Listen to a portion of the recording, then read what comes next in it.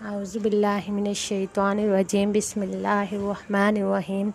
السلام علیکم ورحمۃ اللہ وبرکاتہ۔ آج جو میں ٹاپک لے کے آئی ہوں وہ ہے تاریخ فرشتہ۔ فرخزاد بن سلطان مسعود بن سلطان محمود غزنوی۔ سلطان فرخزاد نے جب سلطنت غزنی کے تخت پر قدم رکھا تو حکومت کی باغ دوڑ توسطگین کرکھی کے ہاتھوں میں آ گئی۔ داؤد سلجوقی نے جب غزنی کے اس زبردست انقلاب کی خبر سنی تو اس نے غزنی پر حملہ کر دیا۔ توسطگین نے غزنی کے بہادر سپاہیوں کا ایک زبردست لشکر تیار کیا اور داؤد سلجوقی کا مقابلہ کرنے کے لیے شہر سے باہر نکلا۔ فریقین ایک دوسرے کے سامنے آئے اور لڑائی کا بازار گرم ہو گیا۔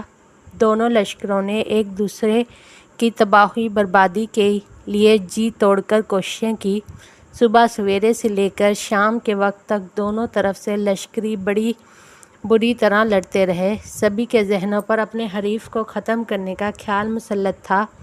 اس کے علاوہ انہیں کسی بات کا ہوش نہ تھا۔ متواتر لڑائی کے باوجود طرفین میں سے کسی نے کسی قسم کی کوئی کمی ظاہر نہ کی، لیکن 12 گھنٹے کی جان سوز معرکہ آرائی کے بعد سلجوقیوں کی ہمت جواب دیتی ہوئی نظر آئی اور میدان جنگ سے ان کے قدم اکھڑنے لگے۔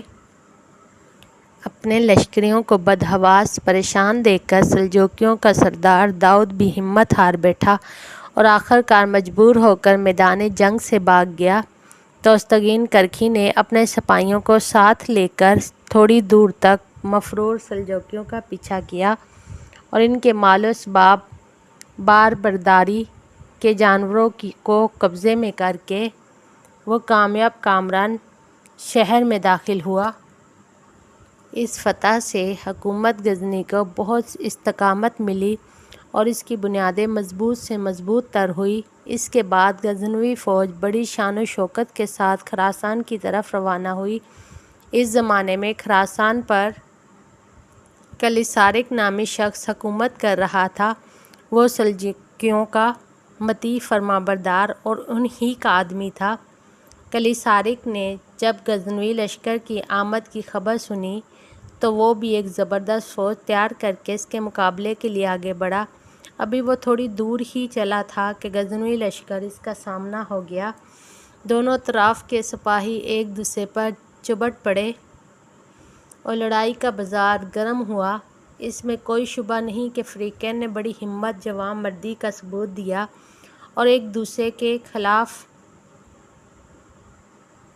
بڑی جان بازی اور دلیری کے ساتھ لڑے۔ دونوں نے اس خوبی کے ساتھ معرکہ آرائی کی کہ اس کا ذکر حد بیان سے باہر ہے۔ اس معرکہ آرائی کا نتیجہ بھی غزنویوں کے حق میں رہا اور انہیں فتح کامرانی نصیب ہوئی۔ کلیسارک ماں اپنے نامی گرامی ساتھیوں کے غزنویوں کے ہاتھوں گرفتار ہوا۔ داؤد سلجوقی نے جب اپنے سپہ سالار کلیسارک کی گرفتاری اور سلجوقی لشکر کی شکست کی خبر سنی تو اس نے اپنے بیٹے الپ ارسلان کو فرخزاد سے جنگ کرنے کے لیے روانہ کیا۔ توسطگین کرکھی نے اپنا لشکر تیار کیا اور الپ ارسلان کے مقابلے پر آیا۔ اس مرتبہ بھی فریقین میں زبردست جنگ ہوئی، لیکن اس جنگ کا نتیجہ پہلے سے مختلف تھا، یعنی سلجوقیوں کو فتح نصیب ہوئی اور غزنویوں کو شکست۔ غزنی فوج کے چند نامی گرامی امیر سلجوقیوں کے ہاتھوں گرفتار ہوئے۔ الپ ارسلان بڑی شان و شوکت اور کروفر کے ساتھ اپنے ملک میں واپس آیا۔ فرخزاد نے جب اس معرکہ آرائی کے انجام کی خبر سنی تو اس نے کلیسارک اور دوسرے سلجوقی سرداروں کو، جنہیں پہلی جنگ میں غزنویوں نے گرفتار کیا تھا، گراں قدر اور اعلیٰ درجے کے خلعت پہنا کر آزاد کر دیا۔ سلجوقیوں کو جب فرخزاد کی اس مہربانی اور انسانی ہمدردی کا علم ہوا تو انہوں نے بھی اس کے جواب میں غزنوی قیدیوں کو رہا کر دیا۔ فرخزاد کا باپ کون تھا؟ اس بارے میں ٹھیک کسی نے کچھ نہیں لکھا۔ روضۃ الصفا مشہور تاریخی کتاب میں بیان کیا گیا ہے کہ فرخزاد سلطان مسعود کا بیٹا تھا۔ احمد اللہ مستوفی نے لکھا ہے کہ وہ سلطان عبد الرشید کا بیٹا تھا۔ فرخزاد نے 6 سال تک غزنی کی باغ دوڑ سنبھالی۔ آخر عمر میں اسے فالج کا مرض لاحق ہو گیا تھا۔ اس مرض کے سبب انہوں نے سن 450 ہجری میں وفات پائی۔ فرخزاد کی وفات سے 1 برس پہلے کا واقعہ ہے کہ اس کے غلاموں کی ایک باغی جماعت نے فرخزاد کو قتل کرنے کا ارادہ کیا۔ ایک دن فرخ حمام میں نہا رہا تھا کہ یہ باغی وہاں گھس گئے اور اس پر حملہ کر دیا۔ فرخزاد نے اپنی تلوار نیام سے نکال لی اور ان نمک حراموں کے مقابلے پر آ گیا۔ ان تمام غلاموں کے ساتھ فرخزاد تنہا لڑتا رہا۔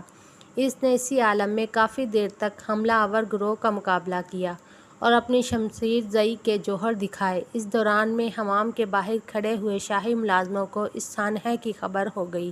یہ لوگ بھی شاہی حمام میں داخل ہو گئے۔ انہوں نے فوراً ان غلاموں کو موت کے گھاٹ اتار دیا اور بادشاہ کی جان بچائی۔